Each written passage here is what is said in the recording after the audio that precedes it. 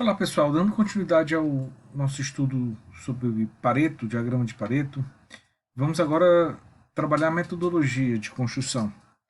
Assim como o histograma, o Pareto também possui uma metodologia, é, sendo intrínseco a ela alguns conceitos que são importantes ficarem devidamente esclarecidos.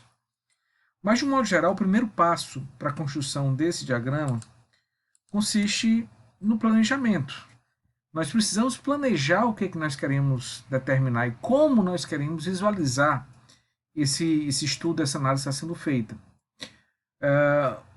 Uma definição muito importante relacionada a esse momento de planejamento, de definição de como a visualização, a análise, a comparação será feita é a estratificação. Estratificação, por definição, nada mais é do que dividir. É dividir um conjunto de dados em elementos mais específicos, segregados, segmentados por variáveis específicas chamadas de fatores de estratificação. Por exemplo, imagine que nós levantemos dentro de uma empresa todos os seus problemas. E aí chega a informação para o analista de que a empresa, durante o mês de fevereiro, teve, sei lá, 1.000 ocorrências de problema. Percebam que o analista não vai poder fazer muita coisa com isso. Afinal, é um dado muito consolidado. Agora, se for especificado que desses 1.000 problemas, 500 são do tipo A, 100 são do tipo B, 80 do tipo C, 30 do tipo D e assim por diante, já se passa a ter uma visão um pouco mais clara. Vejam que essa grande massa de dados que estava consolidada em 1.000 problemas começou a ser dividido por tipo de problema. Da mesma forma, seria possível fazer uma segmentação por dia de ocorrência. Problemas que acontecem na segunda, problemas que acontecem na terça, na quarta e assim por diante. Ou por turma responsável pela operação que estava envolvida com esse problema. Problemas manifestados com a turma A, com a turma B, com a turma C, com a turma D, etc. Percebam que à medida que a gente vai agregando fatores de estratificação, a gente passa a ter a condição de analisar um aspecto que, a princípio, pode ser importante. No caso, o dia da semana, a turma, o turno, o equipamento envolvido, a matéria-prima que estava sendo trabalhada e a gente quer avaliar os defeitos naquele lote. Enfim, ao estratificar, nós passamos a ter a condição de visualizar aspectos particulares de modo isolado e dessa maneira fazer comparações, fazer avaliações de modo mais específico e começar a questionar sobre o porquê daquela ocorrência. Existem vários tipos de fatores de estratificação que podem ser utilizados. Aqui nós temos alguns exemplos. Podem ser fatores ligados ao tempo, por exemplo, problemas por dia, problemas por semana, problemas por mês ou por dia do mês. Pode ser por tipo, matéria-prima envolvida, o produto fabricado, os serviços prestados, o local de ocorrência, se ocorreu, em que departamentos aconteceu, em que seção, em que área, em que máquina. Outros fatores diversos, como turma, indivíduo, instrumento, aqui a gente tem uma categoria um pouco mais ampla que pode ser agrupada. E sintoma, que seria o único critério, o único conjunto de critérios de estratificação que sempre vai estar presente. Ao fazer um gráfico de Pareto, pelo menos um tipo de estratificação deve ser feito, no caso sintoma.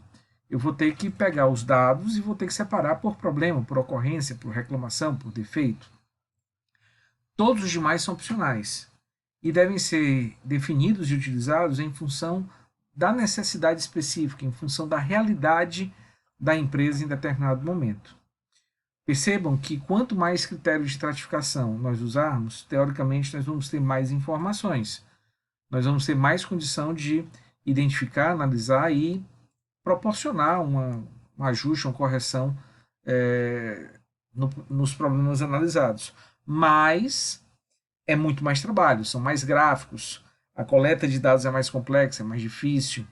Então é necessário ser bem criterioso na definição dos fatores de estratificação a utilizar. Se o fator for relevante, vamos segmentar, vamos dividir, vamos usá-lo.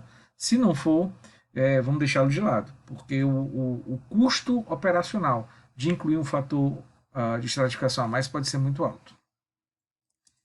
Aqui nós temos um exemplo de como os fatores de estratificação podem ser úteis. Percebam que aqui nós temos 4 gráficos diferentes que foram gerados com o intuito de analisar ocorrências de determinados problemas que estão colocados aqui nessa caixa. Então temos os problemas de AE, homogeneidade, viscosidade, cor, presença de ar e impurezas. Percebam que nessa análise foram utilizados 3 critérios de estratificação diferentes. Máquina, tinham 2 máquinas envolvidas, turno, existiam 2 turnos de trabalho, e o que é obrigatório, o que sempre vai estar presente, que seria os problemas. Percebam também que ao usar 3 critérios de estratificação, foram gerados 4 gráficos para essa situação. Se a empresa trabalhasse 3 turnos, seriam 6 gráficos. Se a empresa trabalhasse 3 turnos e fossem 4 máquinas, seriam 12 gráficos. Percebam como vai se avolumando a operação de construção de gráficos, atualização, análise, à medida que os critérios de estratificação vão tendo mais possibilidades, mais variáveis, bem como se a gente incluísse mais um critério. Por exemplo, eu quero colocar aqui o operador. Eu posso ter o mesmo operador na máquina 1, na máquina 2, ou no turno 1, no turno 2. Imaginem a quantidade de gráficos que nós teríamos. Por isso a necessidade de ser muito criterioso na escolha desses fatores. Mas, de um modo geral, vamos tentar entender a utilidade da estratificação, com base nesse exemplo. Se a gente comparasse inicialmente apenas as 2 máquinas do turno 1, sem olhar ainda para o turno 2, o que a gente percebe é que há uma constância, há uma semelhança muito grande entre os 2 elementos. Para o caso da máquina 1 e da máquina 2, o problema A é o mais importante, logo em seguida o problema B, depois o problema C. E isso se repete. Ou seja, a constatação é que o conjunto de fatores que atuam na máquina 1, no turno 1, são os mesmos que atuam no turno 1, máquina 2. Já no turno 2, nós temos uma diferença. Nós começamos a ter algumas situações um pouquinho diferentes. Nós temos, então, a máquina 1 com o problema C sendo apresentado em um nível muito mais alto. O problema C, percebam, ele é intermediário, ele é mediano para a máquina 1 e máquina 2 do turno 1, mas é muito alto para a máquina 1 do turno 2. E também é mediano para a máquina 2 do turno 2. Ou seja, a constatação é que existe nessa situação específica alguma situação, algum fator, alguma variável que faz com que esse problema aconteça de forma muito forte no turno 2 máquina 1. Ao fazer uma comparação entre esses três contextos e o contexto da máquina 1 turno 2, é possível identificar o que difere entre esses 2 conjuntos de elementos e identificar uma provável causa que possa estar ocorrendo. Por exemplo, vamos imaginar que o turno 1 seja um turno diurno e o turno 2 um turno noturno. Será que esse defeito C, que é um defeito ligado à cor, não está acontecendo devido a uma iluminação que é deficiente nesse ponto em que fica a máquina 1? No turno 1 isso não acontece porque é dia, então é bem mais iluminado, mas à noite isso pode ser um problema. Então nós teríamos uma situação de, com base nessa hipótese, fazer algumas simulações e tentar estabelecer qual seria a melhor situação, a melhor correção. Já na máquina 2, nós temos uma situação um pouquinho diferente, em que o problema D, que é o menor problema de todos, aparece aqui com a magnitude maior. Da mesma forma, fazendo essa análise comparativa, nós podemos tentar entender por que no turno 2, máquina 2, a presença de ar é algo tão significativo.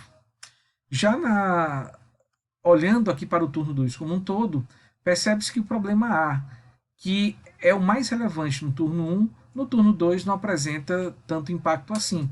Portanto, a análise das diferenças entre o turno 1 e o turno 2 permitiriam a identificação de quais seriam as causas que fazem com que haja uma redução tão significativa do problema homogeneidade nesse turno.